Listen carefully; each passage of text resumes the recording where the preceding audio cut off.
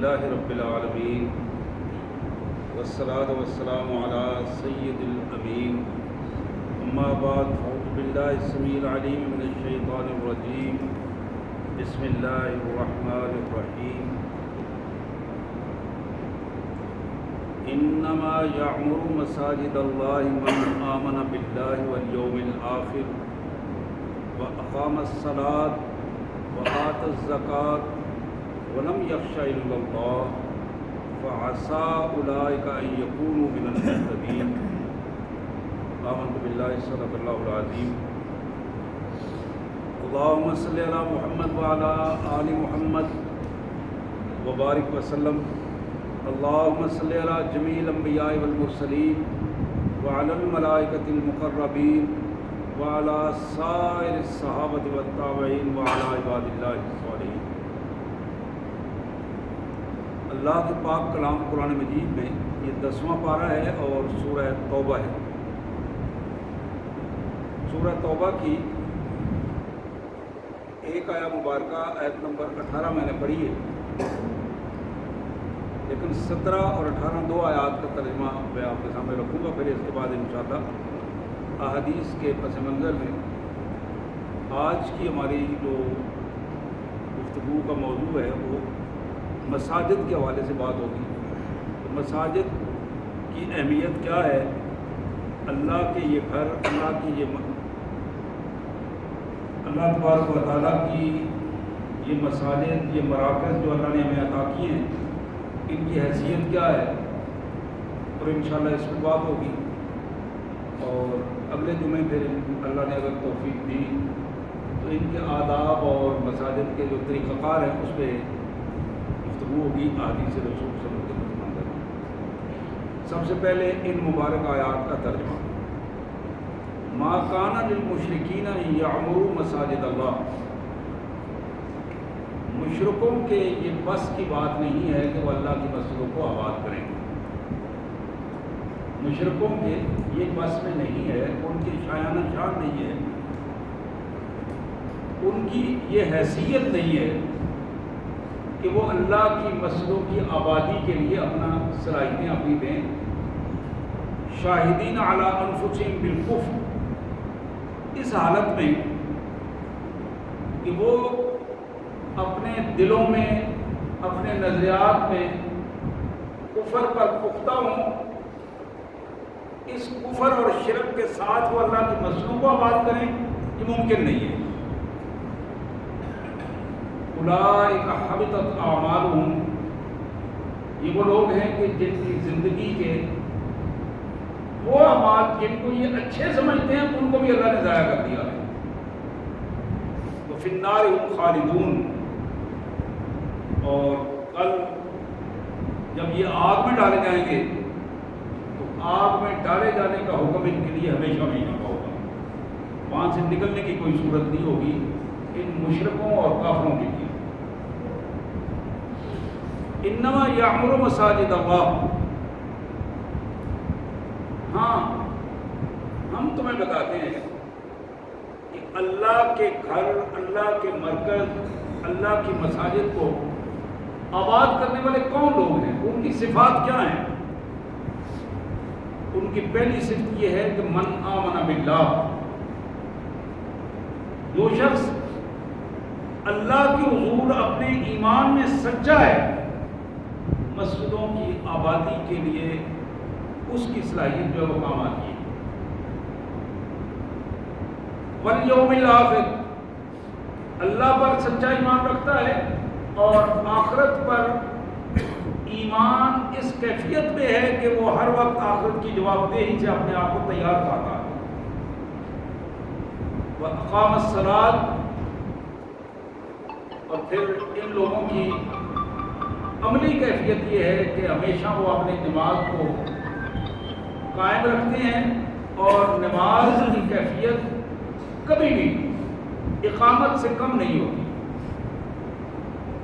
ہمیشہ نماز کا ماحول بناتے ہیں۔ وآت الزکوٰۃ، اور ان کی چوتھی صفت یہ ہے جو مسجدوں کو آباد کرنے والے لوگ ہیں کہ ان کی معاشی پالیسیاں جس کی بنیاد زکوٰۃ ہے وہ خالصتاً اللہ کے حضور وہ پیش کرتے ہیں. زکوٰۃ اللہ کے حضور ادا کرتے ہیں اور اس رزق کے آلات سے جب وہ مسجدوں کو آباد کرتے ہیں تو ان کا رنگ کچھ اور ہوتا ہے. بات الزکوٰۃ. اور پانچویں اور بڑی اہم خصوصیت ان لوگوں میں یہ ہے جو اللہ کی مسجدوں کو آباد کرنے والے لوگوں کی ولم یخش الا اللہ، اللہ کے علاوہ کسی سے ڈرتے نہیں، اللہ کے علاوہ کسی کا خوف نہیں ہوتا ان کے دلوں دماغ میں. فعسیٰ اولئک ان یکونوا من المہتدین. حقیقت میں یہی لوگ ہیں جو اللہ تبارک و تعالیٰ کی رہنمائی میں اس ہدایت کے راستے پر چل رہے ہیں، درست انداز میں اپنے آپ کو لے کر چل رہے ہیں. سبحان اللہ و بحمدہ، سبحان اللہ العظیم و بحمدہ نستغفر اللہ یا کریم یا ارحم الراحمین. سبحان قدوس ربنا و رب الملائکۃ والروح. وصلی اللہ علی النبی وعلی آلہ واصحابہ وازواجہ وبناتہ وبارک وسلم.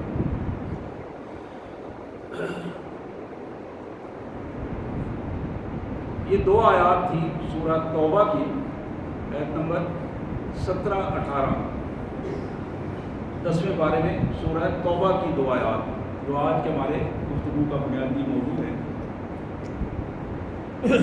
نبی محترم سید کائنات صلی اللہ علیہ وآلہ وسلم کا ارشاد گرامی ہے.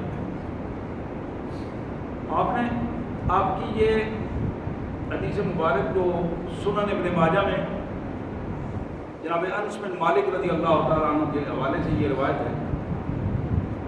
فرمایا کہ صلاۃ الرجل فی بیتہ بصلاۃ، بندہ جب اپنے گھر میں نماز ادا کرتا ہے تو وہ اس کی ایک ہی نماز ہوتی ہے. بندہ جب اپنے گھر میں نماز ادا کرتا ہے تو وہ اس کی ایک ہی نماز اللہ کے یہاں شمار ہوتی ہے. وصلاۃ فی المسجد مسجد القبائل بخمس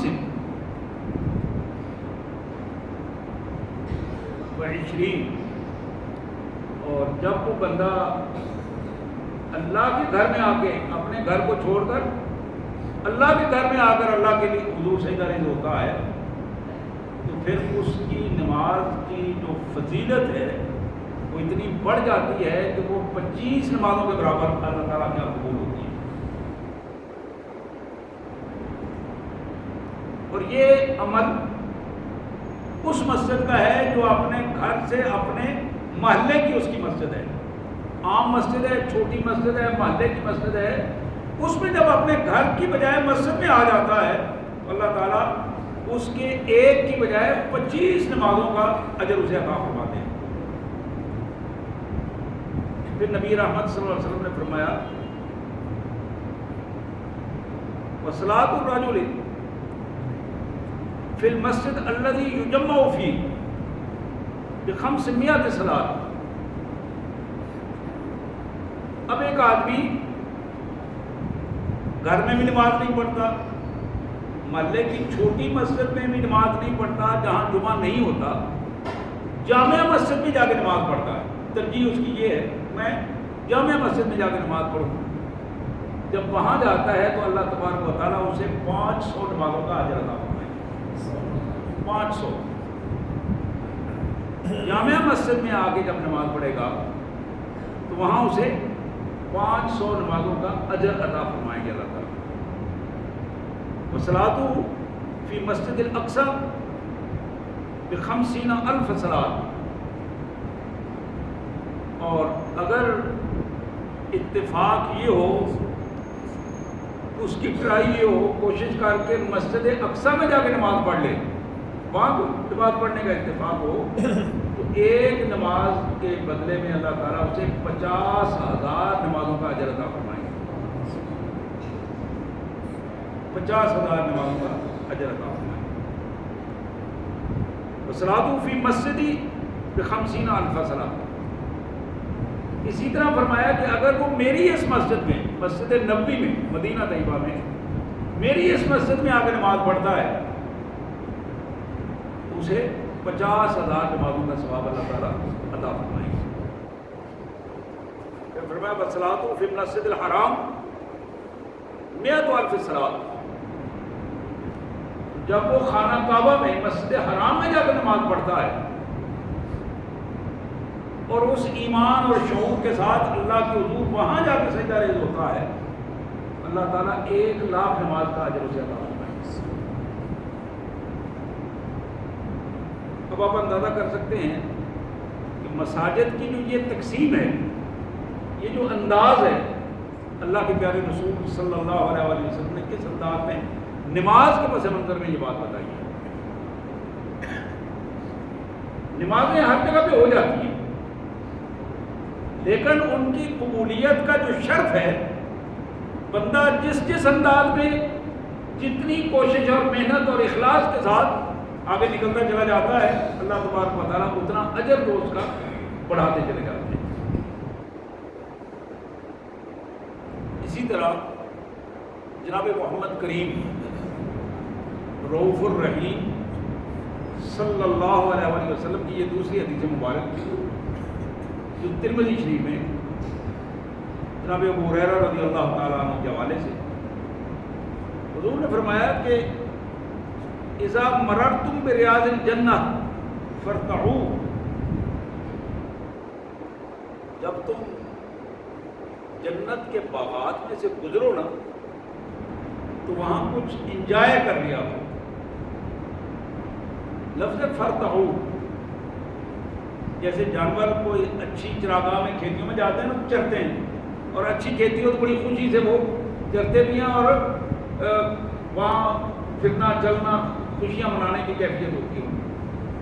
اللہ کے رسول صلی اللہ علیہ وسلم نے فرمایا کہ جب تمہیں جنت کے باغات نظر آئیں اور وہاں سے تمہارا گزر ہو، وہاں انجوائے کیا کرو، خوشیاں منایا کرو، وہاں آیا کرو، بیٹھا کرو اور وہاں آ کے چر چگ لیا کرو، خوشیاں منایا کرو۔ صحابہ کہتے ہیں قیل یا رسول اللہ وما ریاض الجنہ، اللہ کے رسول صلی اللہ علیہ وسلم یہ جنت کے باغات کہاں ملیں گے ہمیں؟ جہاں ہماری آبادیوں میں جنت کے باغات کو کہاں تلاش کریں؟ قال المساجد، آپ نے فرمایا کہ یہ مسجدیں جو ہیں یہ اللہ کے ہاں ریاض الجنہ ہیں، جنت کے باغات ہیں۔ صرف نمازوں کے لیے مسجد میں صرف نہ آیا کرو، جب بھی مسجد سے گزرو تو اللہ کے اس گھر کی زیارت کیا کرو، اس کے اندر آیا کرو، ذکر اذکار کیا کرو، اس کے اندر بیٹھا کرو، قرآن مجید کی تلاوت کیا کرو، اپنے آپ کو مسجد سے منسلک کر دو، بالکل ایسے ہی جیسے تمہارا اپنا گھر ہوتا ہے اور اپنے گھر کو چھوڑ کر بندہ دوبارہ جا کے نہیں گزر جاتا، وہاں جا کے محسوس کرتا ہے کہ یہ میرا گھر ہے، اور خالی گزرتے ہوئے اسے تکلیف ہوتی ہے۔ حضور نے فرمایا کہ تم جب مسجد سے گزرو تو اللہ کے اس گھر میں حاضری لگوایا کرو، خوشی سے حاضری لگوایا کرو، وہاں تمہاری میزبانی ہے، وہاں اس میزبانی سے فائدہ اٹھایا کرو۔ سید کائنات صلی اللہ علیہ وسلم سے پوچھا گیا یا رسول اللہ وہاں جو انجوائمنٹ ہے وہ کیسے ہوگی؟ یہ جو ارتعاء ہے، چرنا چرنا ہے، یہ کس کی کیا کیفیت ہوگی؟ حضور نے فرمایا کہ وہاں جا کے پڑھا کرو سبحان اللہ، الحمدللہ، اللہ اکبر، لا الہ الا اللہ، تسبیحات، تکبیرات،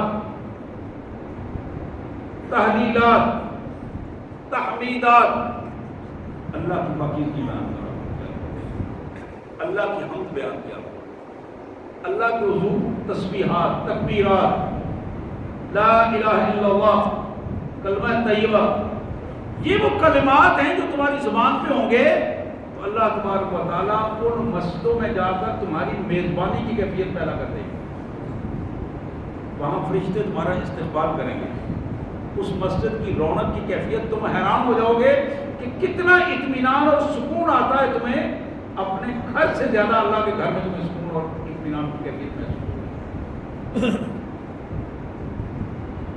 یہ ایک بڑا کمال قسم کا جو حکم ہے اللہ تبارک و تعالیٰ کا، اللہ کے رسول صلی اللہ علیہ وسلم کا، اس حوالے سے کبھی غور فرمائیں۔ ہماری مساجد میں نمازیوں کی تعداد تو ویسے کم ہو گئی ہے۔ رمضان میں پہلے 2-3 دن محسوس ہوتی ہے رونق، اس کے بعد پھر اپنے لیول پہ آ جاتی ہے، آخری 2-4 راتوں میں پھر پڑتی ہے، اور باقی تو پورا سال ایک روٹین میں رہتی ہے۔ اور پھر صبح کی نماز، عشاء کی نماز، یہ ہمارے لیے بڑی بھاری نمازیں ہیں۔ حضور اکرم صلی اللہ علیہ وسلم نے فرمایا کہ عشاء اور صبح کی نماز بڑی بھاری نمازیں ہیں۔ کن کے لیے بھاری ہیں؟ آپ نے فرمایا منافقین کے لیے بھاری ہیں۔ منافقین جو اپنا تعارف مسلمانوں جیسا کرواتے ہیں، مسلمانوں کی محفل میں رہتے ہیں، کوئی اگر ان کو مسلمانوں سے نکالنا چاہے، کوئی نام ان کا کوئی اور لگا دے، تو وہ اس کو قتل کرنے میں تیار ہو جاتے ہیں،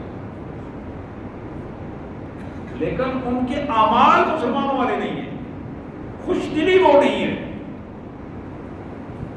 یہ کیفیت، اس کو اللہ کے رسول صلی اللہ علیہ وسلم نے جو ارشاد فرمایا، مسجد سے اپنا تعلق بناؤ، جتنا گہرا تمہارا تعلق مسجد سے ہوگا اتنا ہی زیادہ تمہیں اللہ تبارک و تعالیٰ کے ہاں اجر بھی ملے گا، اتنا ہی تمہارا سکون اور اطمینان کی کیفیت بھی ہوگی۔ اللہ کے پیارے رسول صلی اللہ علیہ وسلم کے ارشادات میں بڑا خوبصورت ارشاد، یوں تو ہر آپ کا ارشاد ہی خوبصورت ہے، لیکن کچھ باتیں ایسی ہوتی ہیں کہ بندہ حیران ہو جاتا ہے کہ کائنات کے مالک نے کتنا بڑا انعام عطا فرمایا، کتنا بڑا انعام عطا فرمایا۔ نبی رحمت صلی اللہ علیہ وسلم کا یہ ارشاد،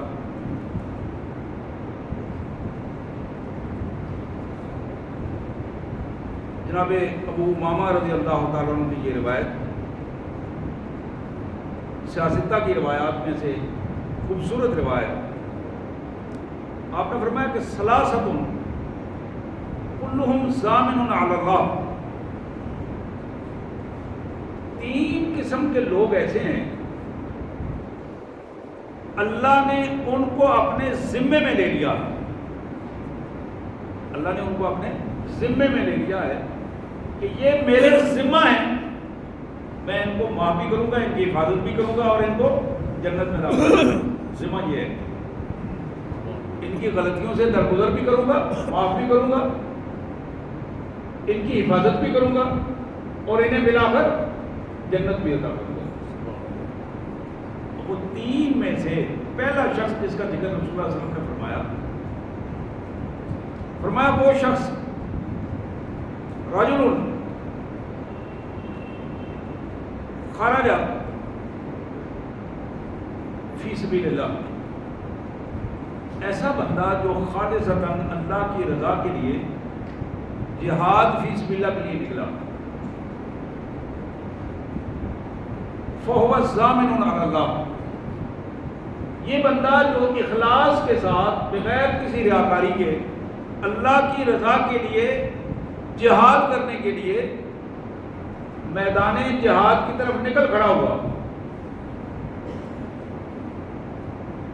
یہ اللہ کے حفاظت میں ہے، اللہ کی ضمانت میں ہے، حتیٰ یتوفاہ اللہ، یہاں تک کہ اللہ تبارک و تعالیٰ اس کو موت دے دیں، موت ہو جائے وہ، فیدخل الجنہ، موت کے ساتھ رسول اللہ نے فرمایا اللہ تعالیٰ اسے جنت میں داخل کرتے ہیں۔ ایک ضمانت عطا فرمائی، جو بندہ اللہ کی رضا کے لیے اخلاص کے ساتھ اپنی جان کو اللہ کے لیے قربان کرنے کے لیے میدان جہاد کے لیے طرف نکل کھڑا ہوتا ہے، اور وہیں ایک ایک لمحہ اس کا اللہ تبارک و تعالیٰ کی حفاظت اور ضمانت میں ہوتا ہے، یہاں تک کہ اسے موت آ جائے اور موت کے بعد اللہ تعالیٰ اسے جنت عطا فرمائے۔ او یردہ بما نال من اجر او غنیم غنم، یا پھر وہ واپس آ جائے، اللہ تعالیٰ اس کو غازی بنا کے بھجوا دے اور اللہ کے ہاں اجر سمیٹ کے آئے اور اللہ تعالیٰ اسے مال غنیمت عطا فرمائے۔ دونوں صورتوں میں وہ اللہ کی ضمانت میں رہے گا، دونوں صورتوں میں اللہ کی حفاظت میں رہے گا۔ اسی طرح فرمایا کہ وَرَجُلٌ، دوسرا آدمی راح الی المسجد، وَرَجُلٌ راح الی المسجد، وہ بندہ جو مسجد میں آ کے سکون حاصل کرنا چاہتا ہے، راحت حاصل کرنا چاہتا ہے، سکون لینا چاہتا ہے، مسجد میں آتا ہے تو اسے پرسکون ہو جاتا ہے۔ بڑی کمال قسم کی بات ہے۔ نبی رحمت صلی اللہ علیہ وسلم نے ایک دوسری حدیث میں ارشاد فرمایا نا، المؤمن فی المسجد کالسمک فی الماء، مومن بندہ مسجد میں ایسے ہوتا ہے جیسے مچھلی پانی میں خشک ہوتی ہے اور پانی کے باہر جا کے پریشان ہو جاتی ہے، زندگی کے لالے اسے پڑ جاتے ہیں۔ لیکن مسجد میں مومن آدمی آ کر بالکل اس مچھلی کی طرف خوش رہتا ہے۔ وہ جو پہلی حدیث بیان کی اسی انداز میں آپ دیکھیں، مسجد میں آ کر اس کی انجوائے ہوتی ہے۔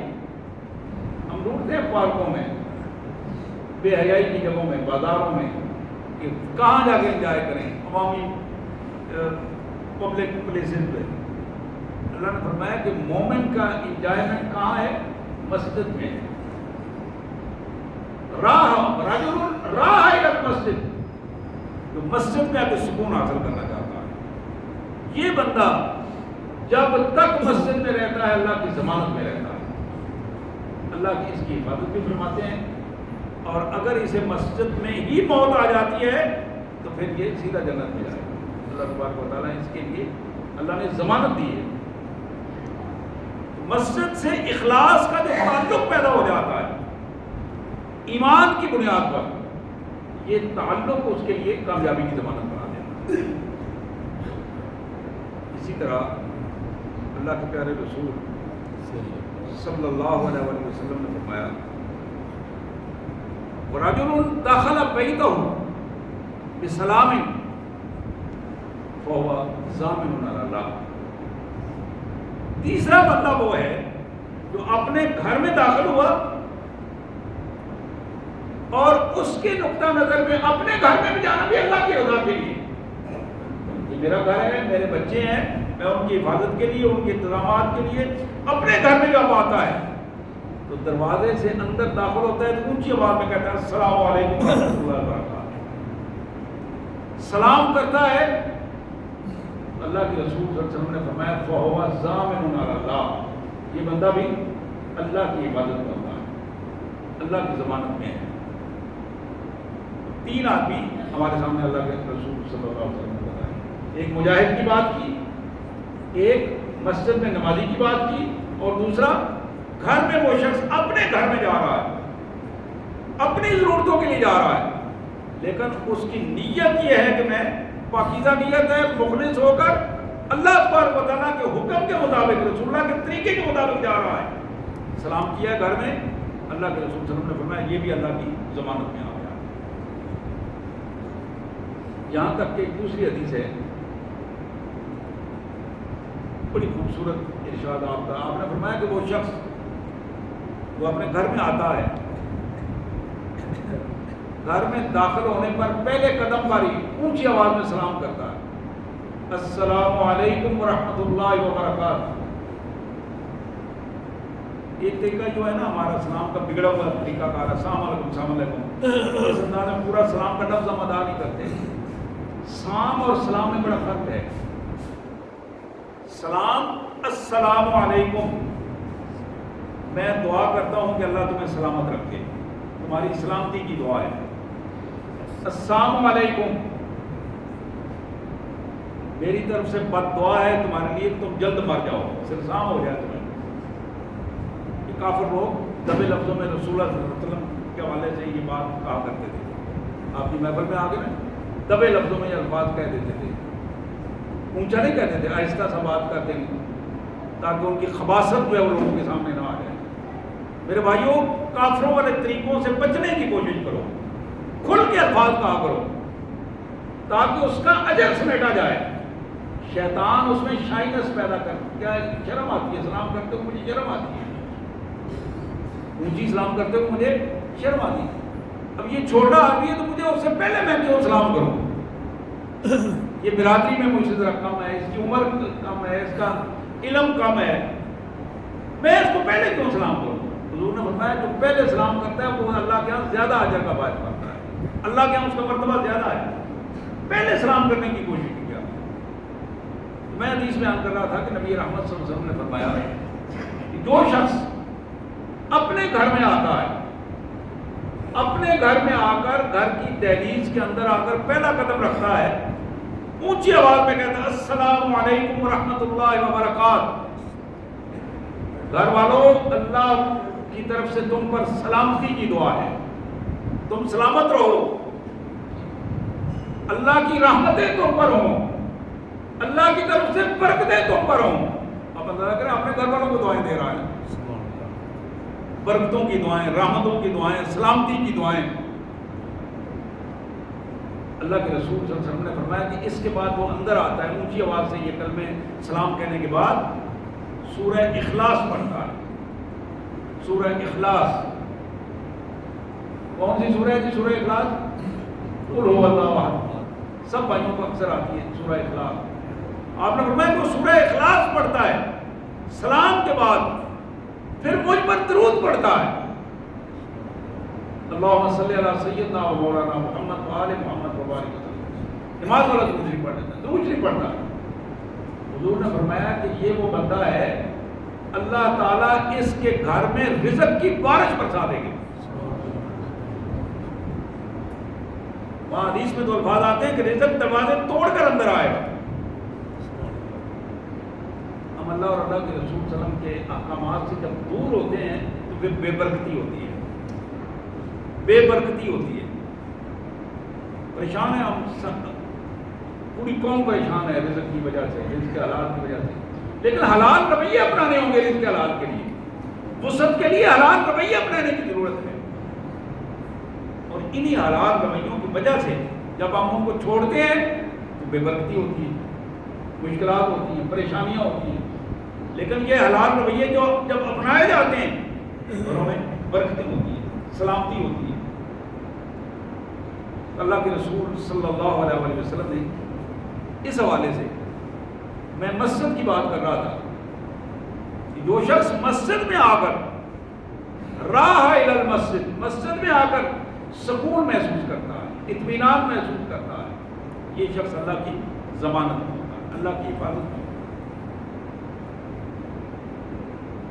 نبی رحمت صلی اللہ علیہ وسلم نے فرمایا, ہماری ماں سیدہ عائشہ صدیقہ سلام اللہ علیہا فرماتی ہے کہ امر رسول اللہ صلی اللہ علیہ وسلم ببناء مسجد فی الدور وینظف ویطیب. حضور نے ہمیں حکم دیا کہ اپنے گھروں میں ایک جگہ کو مسجد کا درجہ دے دو. اپنے گھروں میں جہاں بیڈ روم بنائے ہوئے ہیں نا, یہ رہنے کا کمرہ ہے, یہ کچن ہے, یہ باقی فلاں فلاں فلاں جگہ, ایک جگہ کو طے کر دو کہ یہاں گھر والے سب مسجد, یہ مسجد کی جگہ یہاں نماز پڑھیں گے. گھر میں وہاں نوافل پڑھا کرو, بیٹھ کر قرآن شریف پڑھا کرو, وہ گھر کا حصہ مسجد بن جائے. پھر میری ماں کہتی ہیں سیدہ عائشہ صدیقہ سلام اللہ علیہا فرماتی ہیں حضور نے فرمایا کہ اسے پاک رکھا کرو, اسے صاف رکھا کرو. ایسا نہ ہو کہ گھر کے گندے برتن پہ مسجد والی جگہ پہ جا کے رکھ دیں, دھونے والے کپڑے وہاں جا کے رکھ دیں. اس کو مسجد کا جب حکم دینا ہے, وہاں جب نمازیں پڑھنی ہیں تو پھر وہ جگہ خوشبودار ہو, صاف ستھری ہو, وہاں جا کر بندے کو سکون محسوس ہو. گھر کے چھوٹے بچوں کو بھی پتا ہو کہ یہ مسجد ہے, اذان ہو تو وہ دوڑ کر اپنے گھر میں مسجد کی طرف آئیں, وہاں ان کی تربیت ہو. یہ حکم دیا رسول اللہ صلی اللہ علیہ وسلم نے اپنے گھر میں بھی اور باقی گھروں میں بھی کہ مسجد کا تعین کرو, اپنے گھروں میں جگہ بناؤ مساجد کی. میں بہنوں کو بتاؤں گا کہ جہاں تک میری آواز جا رہی ہے, سن رہی ہے, اپنے گھروں میں ایسی جگہ بنا کر اپنے گھر میں مشاورت کے ساتھ خوبصورت جگہ بنائیں، چھوٹی جگہ بنائیں، کمرے کو مخصوص کرتے ہیں بڑے گھروں میں، اپنی اس جگہ پر نوافل پڑھیں، اس جگہ پر قرآن مجید پڑھیں، ذکر اذکار کریں، اس جگہ پر مل کر فیملی جو ہے کم از کم صبح شام آدھا گھنٹہ وہاں بیٹھیں، اللہ کے گھر کو اس کو اللہ کا گھر قرار دیں. اب وہاں بیٹھ کے دین کی باتیں کریں، سیکھیں، دین حدیث سیکھیں، قرآن شریف بیٹھ کے پڑھیں، ترجمہ سیکھیں، اور آپ حیران ہوں گے کہ آپ کے گھر میں برکت کا انداز بدل جائے.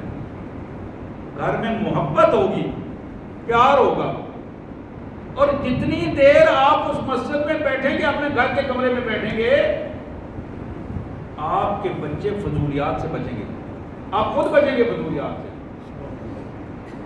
یہ جو ہمارے ہر ایک کی جیب میں وہ فضولیات کا منبع ہے، وہ بھی بند رہے گا، اس ٹائم بند کر دیں اس کو، موبائل کو بند کر دیں اور اپنے گھر کی اس مسجد کی اس جگہ پہ آ کے بیٹھ جائیں. آپ دیکھیں کتنا سکون آتا ہے، کتنا لطف آتا ہے. ان کیفیات کو اپنی زندگی کا حصہ بنانے کی ضرورت ہے ہمیں. یہ ہماری تربیت کا حصہ ہے کہ ہم اپنے گھروں سے اپنے یہ اندازہ نہ کریں کہ ہمارے بچوں کی اسکولوں میں تربیت ہو رہی. اسکولوں میں تربیت نہیں ہو رہی، وہاں بگاڑ پیدا ہو رہا ہے. ہمارے ادارے اسکولوں میں بگاڑ پیدا کر رہے ہیں، کالجوں میں بگاڑ پیدا کر رہے ہیں، وہاں تربیت نہیں ہو رہی. آج تربیت اسی کی ہے جس کی تربیت گھر میں ماں باپ نے تربیت کی ہے، والدین نے تربیت کی ہے. اپنی بچوں کی خود تربیت کریں، ورنہ یقین کریں کہ ساری زندگی پھر روتے ہوئے گزر جاتی ہے. بچوں کی تربیت نہیں ہوتی، ساری زندگی روتے ہوئے گزر جاتی ہے اور بڑی ذلت ہوتی ہے. بچہ کوئی بھی غلط حرکت کرتا ہے تو سب سے پہلے نظر اس کے والدین پہ جاتی ہے، چاہے وہ جتنے اچھے ہوں بظاہر معاشرے میں، لیکن سب سے پہلے الزام جو ہے وہ والدین پہ آتا ہے. یہ بڑی کمزوری کی ہماری کیفیات ہیں. جس سے بھی جتنی کمزوری ہوتی ہے اتنا پھر اسے اس کی سزا جو ہے بھگتنا پڑتی ہے. تو میں عرض کر رہا تھا کہ حضور اکرم صلی اللہ علیہ وسلم نے ہماری ماں سیدہ عائشہ صدیقہ فرماتی ہیں کہ ہمیں حکم دیا کہ اپنے گھروں میں مساجد کو بنائیں، گھروں میں جگہ متعین کریں. اسی طرح نبی رحمت صلی اللہ علیہ وسلم نے فرمایا، یہ حدیث مبارک کی سیاستہ کی حدیث ہے، حضور نے فرمایا کہ اذا دخل المسجد، اذا دخل احدکم المسجد فلیرکع رکعتین قبل ان یجلس. تم میں سے جب کوئی مسجد میں آئے پہلا کام یہ کرے کہ بیٹھنے سے پہلے 2 رکعت ادا کر لے. مسجد میں